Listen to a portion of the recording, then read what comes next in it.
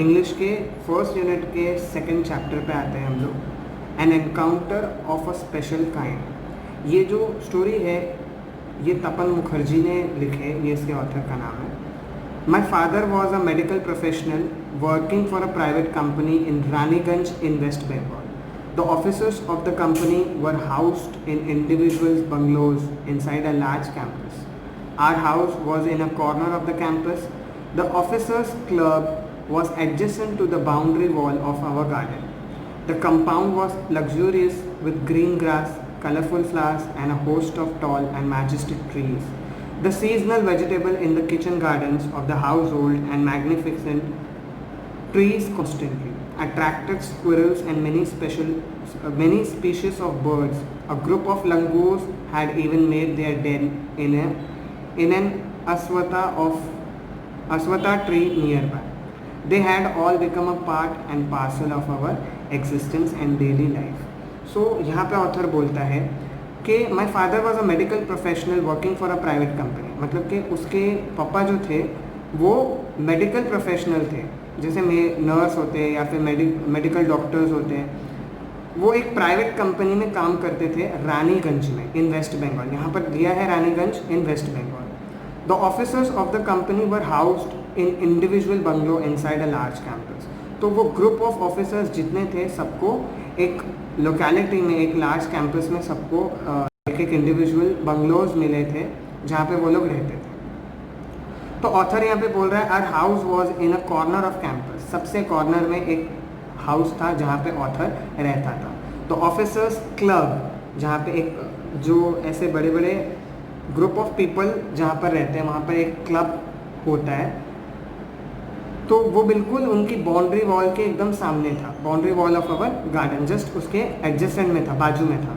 The compound was luxurious with green grass, colourful flowers and a host of tall and majestic trees. तो उनके जो आसपास में जितनी जो लोकेलिटी के आसपास में ग्रीन ग्रासेस एकदम लग्जूरियस जैसा दिखता था, जो काफ़ी खिला हुआ था, कलरफुल फ्लावर्स थे उन ग्रासेस के झाड़ों में, और बड़े बड़े मैजेस्टिक ट्रीज हुआ करते थे वहाँ पर। The seasonal vegetable in the kitchen gardens of the house hold and magnificent tree constantly. तो वहाँ पे किचन गार्डन जैसे मतलब सारे फ्रूट्स वेजिटेबल्स के अलग अलग झाड़ वहाँ पे पाए जाते थे, जिससे squirrels and many species of bird वहाँ पे अट्रैक्ट किए जाते थे। मतलब जहाँ पे इस तरीके के झाड़ होते हैं, जहाँ पे जैसे आम का झाड़ होता है या किसी भी चीज़ का फ्रूट्स या वेजिटेबल का झाड़ होता है, तो वो अपनी तरफ किस चीज़ को अट्रैक्ट करता है? एनिमल्स को अट्रैक्ट करता है, जैसे कि स्क्विरल्स यानी गिलहरी। और उसी के साथ साथ ग्रुप ऑफ लंगूर, जो बंदर के बच्चे होते हैं या बंदर की एक स्पीशीज होती है, एक जात होती है जिनको हम लंगूर बोलते हैं, had even made their den in the ashwattha tree nearby. एक अस्वथा ट्री नाम दिया है यहाँ पर, जिनके पास उन बंदरों ने अपना डेन बनाया था। डेन मतलब कि उनका घोंसला जहाँ पे बंदर रहते हैं। They had all become a part and parcel of our existence and daily life. वो लोग रोज़ उनको देखते थे, तो इसलिए वो ऑथर यहाँ पे बोल रहा है कि वो लोग हमारे ज़िंदगी का एक हिस्सा हो गया था, जो डेली लाइफ में हमको दिखता है। A small incident on a Saturday afternoon left a profound effect on me and unfolded before my eyes a whole new dimensions to the wonders of God's creation. It was a few days into a puja vacation. Just like for any other child, the holiday provided an opportunity for me to become engrossed in various magazines and storybooks published specially for children in the festive season. तो author यहाँ पे एक छोटे से incident को discuss कर रहा है जो सैटरडे आफ्टरनून में हुआ था, जो देखने के बाद ऑथर जो है काफ़ी दंग रह गया था। Left a profound effect on me, काफ़ी गहरा सदमा पड़ा था उससे। अनफोल्ड बिफोर माई आइज, यहाँ पे अनफोल्ड का मतलब दिया है रिवील्ड, जो उसकी आंखों के सामने दिखाई दे रहा था। Before my eyes a whole new dimensions, new dimensions का यहाँ पे मतलब दिया new factors to the wonders of God's creation, मतलब कुदरत की एक अनोखी चीज़ देखने को मिली थी author. It was a few days in to a puja vacation, जैसे कि हमें गर्मियों की छुट्टी मिलती है, लंबी लंबी वैकेशंस मिलती है, दिवाली वैकेशंस मिलती है, वैसी वैकेशन यहाँ पे बच्चों को मिली थी. Just like for any other child the holiday provided an opportunity for me to become engrossed. Engrossed का मतलब यहाँ पे दिया है ऑक्यूपाइड. ज़्यादातर छुट्टियों में बच्चे क्या करते हैं, हॉबीज़ जो उनकी होती है जैसे कि बुक्स रीड करना या गेम्स खेलना, आउटडोर इंडोर जो भी होते हैं वो लोग उस वैकेशन में करते हैं.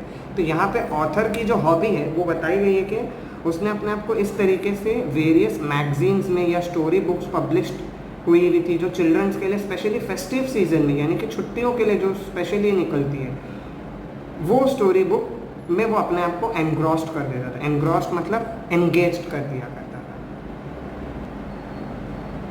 After a hearty lunch, my parents and my younger sister lay down for an afternoon nap, and I settled down with a storybook.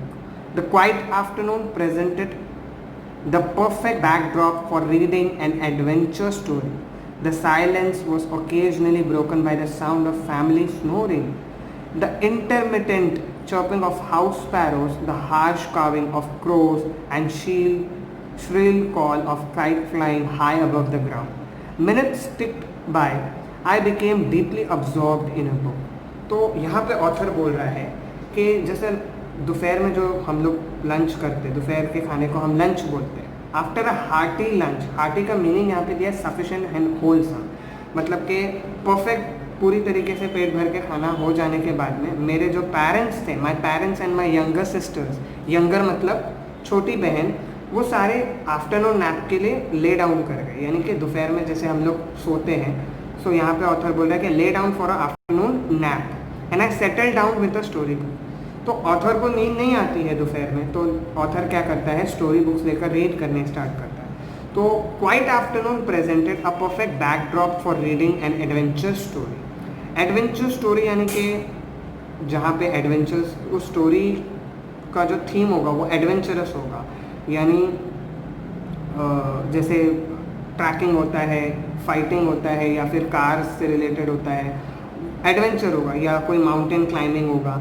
तो वैसे एडवेंचर स्टोरी बुक्स होती, वो पढ़ने का सही वक्त दोपहर का वक्त ज़्यादा सही लगता है ऑथर को. The quite afternoon presented the perfect drop for reading and adventure. तो दोपहर का वक्त ऑथर के लिए सबसे सही वक्त होता है एडवेंचर स्टोरी पढ़ने का. The silence was occasionally broken, मतलब दोपहर में काफ़ी शांति का माहौल था जो पूरी तरीके से टूट गया जब फैमिली स्नोर कर रही थी. अब यहाँ पे स्नोरिंग का मतलब दिया था, फैमिली स्नोरिंग. स्नोरिंग मतलब जो नींद में खराटे लेते हैं. तो फैमिली मेम्बर्स वो बोलता है कि family snoring, the intermittent chirping of house sparrows. Intermittent मतलब फ्रीक्वेंट. अक्सर दोपहर के वक्त झाड़ पे जो चिड़िया बैठी होती है बाहर, वो लोग चर्प करते हैं. यानी चर्पिंग यहाँ पे एक साउंड बता रहा है, चर्पिंग साउंड जिसको बोलते हैं, जो चिड़ियाओं का साउंड होता है. बाय द स्पैरो, स्पैरो यानी चिड़िया. The harsh calving of crow and the harsh calving of crow, the shrill call. Calving of crow का मतलब जो कौवा चिल्लाता है उसको बोलते हैं. श्रिल का यहाँ पे मतलब दिया है very high and a loud sound, मतलब कि बहुत ज़ोर ज़ोर से कौवा चिल्लाने लगा. End of shrill call of a kite flying high above the ground. जब पतंग उड़ती है तो उसकी श्रिल आवाज़ आती है, बहुत ज़ोर ज़ोर की आवाज़ें आती है जब काइट ग्राउंड से उड़ती है ऊपर. Minutes ticked by, I became deeply observed in the book. तो किसी तरीके से वो पढ़ना स्टार्ट करता है और एकदम डीप में उसके चला जाता है. वो पढ़ते पढ़ते उसी दुनिया में खो जाता है. Suddenly I heard a group of street dogs barking furiously in the distance. I chose to ignore the commotion, thinking that the pack of dogs might have cornered a hapless pig. But soon the barking became louder and more aggressive, and the alarmed cawing of the flock of crows added to a cacophony. I also heard the disturbance approaching closer. अब पढ़ते पढ़ते जैसे ही वो author खो जाता है book में, suddenly उसको अचानक से उसको एक आवाज़ बहुत ज़ोर की आने लगती है, जहाँ पे एक group of dog, street dogs जो होते हैं, जो बाहर रास्ते के कुत्ते होते हैं, वो एक साथ ग्रुप में किसी पर भौंकते हैं. बार्किंग यहाँ पे साउंड के बारे में बात कर रहा है. बार्किंग मतलब जो कुत्ता भौंकता है उसको हम बार्किंग बोलते हैं. फ्यूरियसली इन अ डिस्टेंस, कुछ ही दूर डिस्टेंस पर वो continuously group of street dogs भौंकने लगे।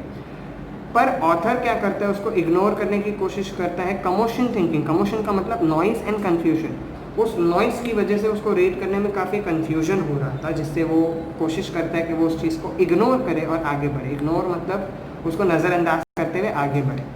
That the pack of dog might have cornered a hapless pig, वो ये सोचता है कि शायद उन्होंने एक पिग को देख लिया होगा अचानक से। हैपलेस का यहाँ पे मीनिंग दिया अनफॉर्चुनेटली, जो अचानक से दिख जाने पर कुत्ते उन पर भौंकते हैं। तो ऑथर को ऐसा लगता है कि शायद उन्होंने एक पिग को देख लिया हो, जिससे वो कंटिन्यूसली भौंक रहे हैं उसके ऊपर। But soon the banking became louder and more aggressive, उसके बाद बहुत ही जल्द वो और ज़्यादा ज़ोर से भौंकने लगे और मोर एग्रेसिव, एग्रेसिव का मतलब और ज़्यादा गुस्से में भौंकने लगे। And alarm of cawing of the flock of crows added to cacophony, और उसके बाद जो कौवे जो काँव काँव कर रहे थे वो अचानक से बदल जाती है कैकोफोनी में। अब कैकोफोनी का मतलब ये लाउड हार्श नॉइजेस, कंटिन्यूस, वो लोग और ज़ोर ज़ोर से कौवे जो थे वो और ज़ोर ज़ोर से काँव काँव करने लगे। I also heard the disturbance approaching closer, उसके बाद मुझे एहसास हुआ कि शायद वो जो डिस्टर्बेंस है वो धीरे धीरे मेरी तरफ बढ़ रहा है। Curiosity got the better of me, leaving the book aside I rushed to the veranda to see what was going on। Curiosity का मतलब है अचानक से इतनी ज़्यादा आवाज़ आने पर उसको एक अंदर से एक ऐसा हुआ कि अब मुझे देखना चाहिए कि क्या हो रहा है बाहर। तो got the better of me, got the better of का मतलब यहाँ पे दिया over powered and defeated. Over powered defeated का मतलब बहुत ज़्यादा सोचने पर मजबूर हो गए कि आखिर वो कुत्ते क्यों भौंक रहे, जो क्रो है वो अचानक इतना ज़्यादा क्यों काँव काँव कर रहे हैं। लिविंग द बुक असाइड, उन्होंने उसने बुक को साइड में रखा और तुरंत वेरांडा में गया देखने के लिए कि आखिर चल क्या रहा है।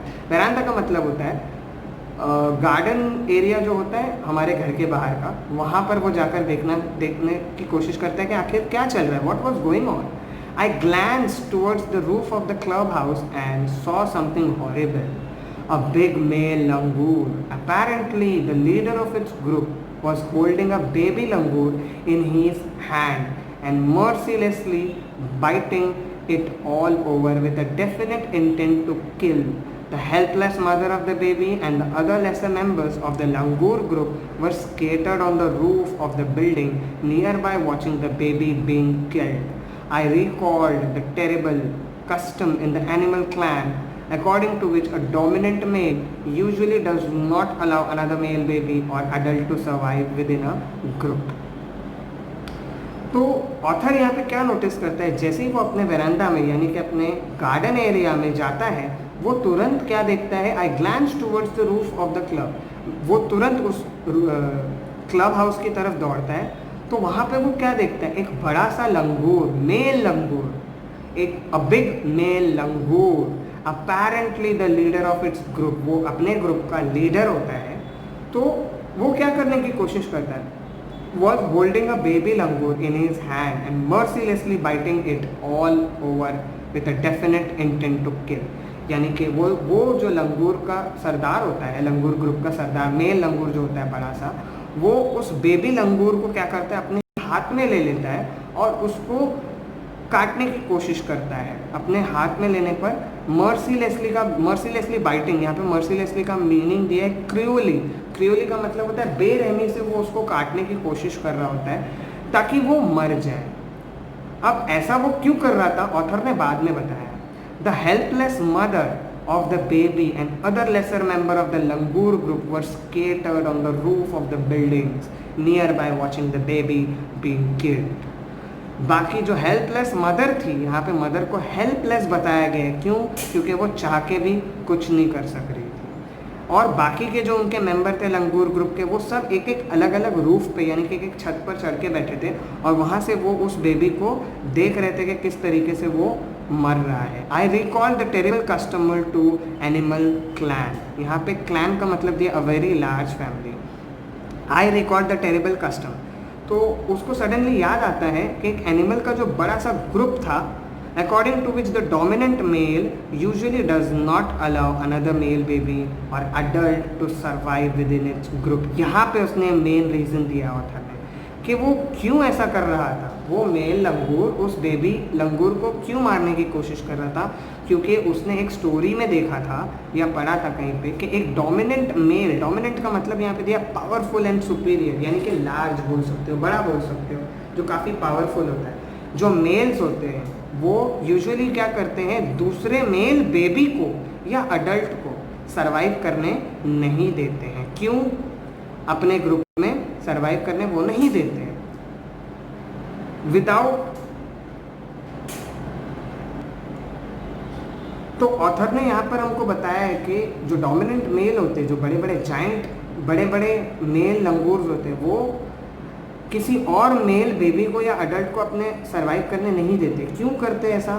क्योंकि शायद वो बड़ा होके और शक्तिशाली इनसे ज़्यादा हो जाए और ये जो राज जैसा करते हैं अपने बिरादरी में, वो उनसे छीन लिया जाएगा, कोई और इंसान आके वो छीन लेगा. Without losing any time, I gathered a stout stick in one hand and hurled a piece of stone at the marauding langur. The langur was so infuriated that it hardly took any notice of my assault. But then I started throwing more stones. The dogs on their part raised their pitch of cry. तो यहाँ पे author क्या बोलता है, मैंने बिना अपना time गवाए, without losing my time, I just gathered a stout stick. Stout का मतलब यहाँ पे दिया है हैवी, काफ़ी बड़ी हैवी मोटा सा डंडा उसने लिया और उसको एक हाथ में लेके हर्ल्ड किया in one hand and hurled a piece of stone. Hurled का मतलब यहाँ पे दिया थ्रू फोर्सफुली, उसने जोर से ताकत लगा के फेंका. किसके ऊपर? Stone at the marauding langur. Marauding का मतलब यहाँ पे लिखा है searching for something to steal और अटैक. वो उसके ऊपर अटैक करता है, उस लंगूर के ऊपर. The langur was so infuriated that it hardly took any notice of my assault. वो लंगूर उस इन्फ्यूरिएटेड का मतलब वो इस कदर इन्वॉल्व था उस बेबी लंगूर को मारने में कि उसको कोई फ़र्क ही नहीं पड़ा. उसने ध्यान भी नहीं दिया कि उस पर किसी ने असॉल्ट किया. माई असॉल्ट, असॉल्ट का मतलब यहाँ पे दिया है अटैक. उसके अटैक पे उसने ध्यान ही नहीं दिया. But then I started throwing more stones. उसने और ज़्यादा ताकत से दूसरे और बड़े बड़े स्टोन्स उसने फेंकने की कोशिश किया. The dogs on their part raised their pitch of cry. तो वो जब देख रहे थे, जो कुत्ते वो भौंक रहे थे, एक्चुअली वो रो रहे थे. ऐसा यहाँ पे ऑथर समझा रहा है कि उन्होंने अपनी पिच को, अपनी वॉइस को, पिच को यानी कि अपने वॉइस को, रोने की आवाज़ को और ज़्यादा बढ़ा दिया, रेस कर दिया. The changed circumstances and the sudden unexpected attack from the unknown quarters forced the langur to drop the baby from the sloping roof over the veranda. The baby was listless and appeared to be dead. As its body started to slide down, an excitement of the pack of dogs grew manifold at the prospect of good kill and meal. तो यहाँ पे author हमको बोलता है कि अचानक से circumstances change हो गए. मैं जिस तरीके से ऑथर उसके ऊपर अटैक कर रहा था पत्थरों से, तो उससे क्या होता है, sudden unexpected attack from unknown quarter, अलग जगह से, कहीं दूसरी जगह से. अननोन क्वार्टर्स का मतलब यहाँ वहाँ से अचानक अटैक होने पर वो जो लंगूर, मेल लंगूर था, उसके हाथ से वो बेबी लंगूर स्लोपिंग रूफ पर गिर गया, यानी कि उसके हाथ से नीचे गिर गया वेरांडा में, यानी कि गार्डन में गिरा. The baby was listless and appeared to be dead. Listless का मतलब यहाँ पे दिया विदाउट एनी एनर्जी. वो इस कदर घायल हो चुका था कि वो एकदम, लिस्टलेस का मतलब होता है उसके अंदर कोई एनर्जी बची ही नहीं. And appeared to be dead, बिल्कुल मरा हुआ सा लग रहा था वो. As its body started to slide down, slide down का मतलब यहाँ पे दिया move downward. As the body started slide down, नीचे जैसे जैसे आता गया वैसे वैसे excitement of pack of dogs grew, यानी कि कुत्ते जो थे उनका एक्साइटमेंट बढ़ गया. Manifold at the prospect of good kill and mill. Manifold, more and more future benefit. Prospect, manifold at the prospect का मतलब है मोर एंड मोर, ज़्यादा से ज़्यादा. फ्यूचर बेनिफिट, फ्यूचर बेनिफिट मतलब आगे की ज़िंदगी में जो उनको बेनिफिट मिलेगा, उसका फ़ायदा मिलेगा. Of a good kill and meal, उनके खाने पर. Keeping the dogs at bay with the stick, I managed to catch hold of the baby langoor's tail. Just as it tipped over the edge of the tiled roof, the baby appeared inert and lifeless. It was indeed a male baby.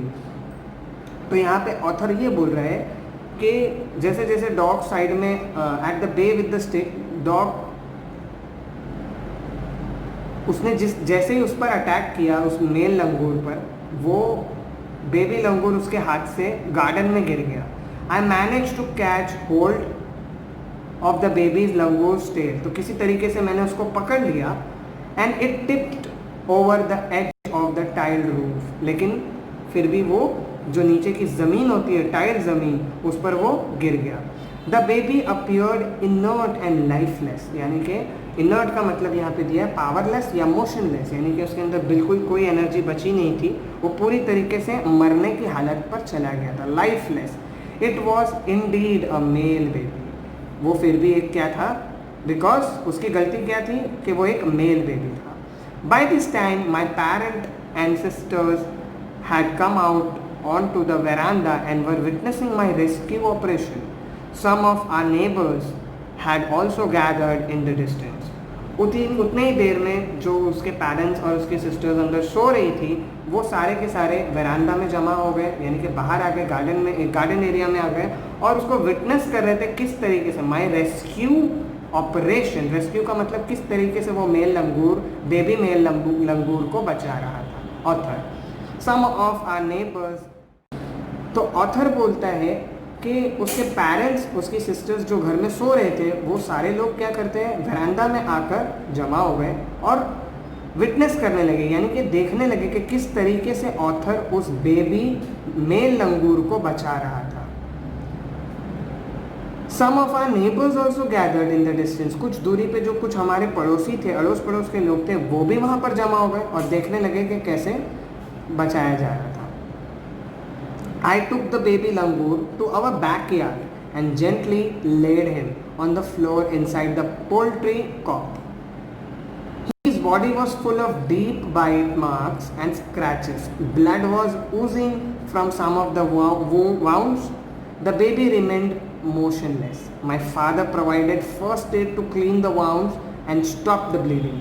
I was relieved to find out that the baby was breathing even though his breath were shallow. तो यहाँ पे author बोलता है कि उसने उस baby को किसी तरीके से बचा तो लिया, पर वो बहुत बुरी जख्मी हालत में था. तो वो उसको अपने बैकयार्ड पर लेकर गया. बैकयार्ड मतलब कि पीछे का हिस्सा जो घर के पीछे हुआ करता है. And gently laid him on the floor. उसके बाद उसने उसको ज़मीन पर लिटा दिया. Inside the poultry coop. यहाँ पे कोप का मतलब हुआ है केज फॉर पोल्ट्री. पोल्ट्री का मतलब होता है जो मुर्गी का घर होता है छोटा छोटा सा, उस केज में या उस पोल्ट्री कूप के अंदर उसने उसको लिटा दिया. His body was full of deep bite marks. उसकी बॉडी पर बहुत गहरे गहरे जख्म थे, काटने के निशान थे, स्क्रैचेस थे, जिसमें से काफ़ी सारा खून बह रहा था. ओजिंग का मतलब ब्लड, ओजिंग का मतलब दिया रिलीजिंग या फिर ओवरफ्लोइंग, बहुत ज़्यादा बह रहा था, कंटिन्यूस ब्लीडिंग हो रही थी उसको. From some of the wound. कुछ कुछ ऐसे भी जख्म थे जिसमें से बहुत सारा खून बह रहा था. The baby remained motionless. अभी भी वो किसी तरीके की कोई मूवमेंट नहीं दिखा रहा था, यानी कि सिर्फ लेटा था, कुछ कर नहीं रहा था, उसके ना हाथ पैर कुछ नहीं हिल रहे थे. My father provided first aid kit. उसके फादर ने उसको फर्स्ट एड किट दिया ताकि वो वाउंड्स को क्लीन कर सके, जिससे ब्लीडिंग जो है वो स्टॉप हो जाए. Stop the bleeding. खून जो बह रहा है वो रुक जाए. I was relieved to find out that the baby was breathing. उसने क्या महसूस किया कि वो जो बेबी है अभी भी सांस ले रहा है.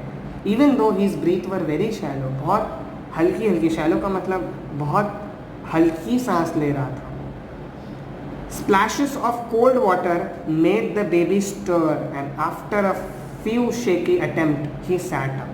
He was in the state of shock and started trembling like a leaf in the wind. His two little twinkling eyes welled up with tears, and he started to sob with a muffled cry, just like a human cry would after experiencing trauma. I offered him a peeled banana which he accepted with his unsteady hand and began taking hesitant bites. तो जब उसने देखा कि उसकी हल्की हल्की सांसें चल रही है, तो वैसे ही ऑथर ने क्या किया, उसके ऊपर थोड़ा सा ठंडा पानी स्प्लैश किया, यानी कि उसके ऊपर ठंडा पानी डाला. तो बेबी जो है स्टर करने लगा. यहाँ पे स्टर का मतलब दिया है मूव करने लगा, धीरे धीरे ऐसे मूव करने लगा. उसके बाद में उसने और थोड़ा सा पानी डाला. After a few shaky attempts, उसने कई बार ऐसे 2-3 बार किया, जिससे वो जो बेबी था ही सैट अप, और वो उठ के बैठ गया. He was in a state of shock. इतना बड़ा इंसिडेंट हुआ उस बेबी लंगूर के साथ, तो वो काफ़ी शॉक में था. और and started trembling like a leaf in the wind. जैसे हवा चलने पर जो लीफ होते हैं, झाड़ के पत्ते होते हैं, वो किस तरीके से हवा से हिलते हैं, वैसे वो भी हिलने लगा. His 2 eyes, twinkling eyes welled up. उसकी जो ट्विंकलिंग आइज यानी कि जब पलक झपकते हैं उसको ट्विंकलिंग आइज बोले जाता है. वेल्ड अप, वेल्ड अप का मीनिंग यहाँ पर दिया है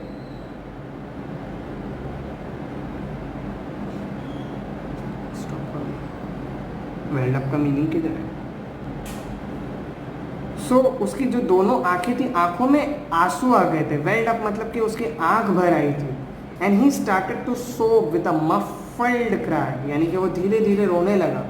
वैसे ही रो रहा था जिस तरीके से एक ह्यूमन चाइल्ड यानी कि एक इंसान का बच्चा जैसा एक्सपीरियंस करता है या जिस तरीके से रोता है, उसी को वैसे ही वो बेबी लंगूर भी रो रहा था. Would after experience a trauma. Trauma का मतलब होता है ग्रेट डिस्ट्रेस, यानी कि बहुत शॉकिंग इंसिडेंट अगर किसी के साथ हो जाए तो उसमें वो सदमे में चले जाता है इंसान, उसी को ट्रॉमा बोलते हैं. तो जिस तरीके से अगर एक छोटा बच्चा के साथ अगर ऐसा इंसिडेंट हो, तो जिस तरीके से वो बच्चा रोता है, बिल्कुल उसी तरह वो बेबी लंगूर भी रोने लगा. I offered him a peeled banana. तो ऑथर ने क्या किया, उसको एक पील्ड बनाना यानी कि एक छिला हुआ बनाना उसको दिया, जो उसने काफ़ी अनस्टेडी हैंड से यानी कि उसके कांपते हुए हाथों से उसने उसको एक्सेप्ट किया, और उसने हेजिटेंट बाइट मारा उस पर, यानी कि बहुत डरा हुआ था और फिर भी उसने उसको खा लिया. My attention was fixed on a revival of the baby langur. Suddenly I had an uncanny feeling of being watched. I turned away from the coop and looked up. There sat the mother langur on our kitchen roof, watching every move I made. She simply sat there quietly, as if convinced that no harm was being done to her child. तो suddenly उसको ऐसी feeling आई जब वो author उस baby लंगूर को revive कर रहा था, यानी कि रिवाइवल का मतलब उसके अंदर फिर से उसको जगाने की कोशिश कर रहा था. जो जो जो जो जो प्रयास उसने किया था उसको वापस से अच्छा करने की कोशिश. तो वो सब कुछ उसको ऐसा फील हुआ कि उसको एक अनकैंसी फीलिंग आने लगी, यानी कि एक अचानक से फीलिंग जो आती है ना, हमको महसूस होना, वैसी फीलिंग आ रही थी कि भाई हमको कोई देख रहा है. तो जैसे ही वो हटा वहाँ से, उस केज के पास से दूर हटा, तो उसने देखा कि उसकी जो उस बेबी लंगूर की जो मदर थी, वो उनके किचन के रूफ के ऊपर बैठकर सब कुछ नोटिस कर रही थी, देख रही थी एक एक मूव. और वो ये चीज़ समझ गया कि वो अब जान गई है कि उसके बेटे को, उसके बच्चे को कोई नुकसान अब नहीं मिल रहा है. ये चीज़ ऑथर को समझ में आ गई थी. Meanwhile the baby sense the presence of his mother. तो फिर उसके बाद में वो वहाँ बैठे बैठे, जैसे वो ऑथर वहाँ से थोड़ी सी दूर हटा, वैसे ही उसकी मदर उसके पास आ गई. और the baby sense the presence of his mother and started to sob and cry little louder. I retreated from the door of the coop to allow the mother access to her baby. तो उसके बाद उस baby लंगूर को ये sensed हो गया, यानी कि उसको समझ में आ गया कि उसकी मदर यहाँ पर आ गई है. उसके बाद started to sob and cry, यानी कि वो उसके बाद और ज़्यादा इमोशनल हो गया, और ज़्यादा ज़ोर से रोने लगा. I retreated from the door of the coop. तो फिर ऑथर उस जगह से थोड़ी और दूर आ जाता है ताकि उसकी मदर उसको अच्छी तरीके से एक्सेस कर सके, अपने बेबी को. एक्सेस का मतलब उसको सर्व कर सके, यानी कि उसको सपोर्ट कर सके. Immediately the mother descended on the floor of the coop and picked up the baby in her arm. She gave the baby a thorough body inspection to check his injuries and then cuddled him tightly in her bosom. The baby found great solace in her. in her carrying arms. So उसी वक्त क्या होता है, the mother descended का मतलब दिया move downward, वो उसकी मदर नीचे फ्लोर पर आई और आकर कूप के पास जाकर अपने बेबी को अपने हाथों में उठा ली and she gave the baby a thorough body inspection. उसने उसकी बॉडी को पूरी तरीके से एक इंस्पेक्शन देना, मतलब कि यहाँ पर बोला गया उसने पूरी बॉडी को देखी और उसकी इंजरीज चेक करी और उसको and then cuddled him. Cuddled का मतलब दिया हेल्ड क्लोजली, उसको अपनी तरफ खींच कर उसको टाइटली गले से लगा लिया. The baby found great solace in her carrying arm. Solace का मतलब कंफर्ट एंड पीस. जब भी मदर से अपने बेबी को एक गले लगा लेती है अगर मदर, तो उससे एक कंफर्ट और पीस यानी कि एक बहुत अच्छी सी फीलिंग आती है, एकदम कंफर्टेबल, यानी कि एकदम सो जैसे ही उसकी मदर ने अपने बेबी को गले से लगा लिया तो उस बेबी को काफ़ी सुकून महसूस हुआ. The mother sat still with the baby in her lap for a few minutes.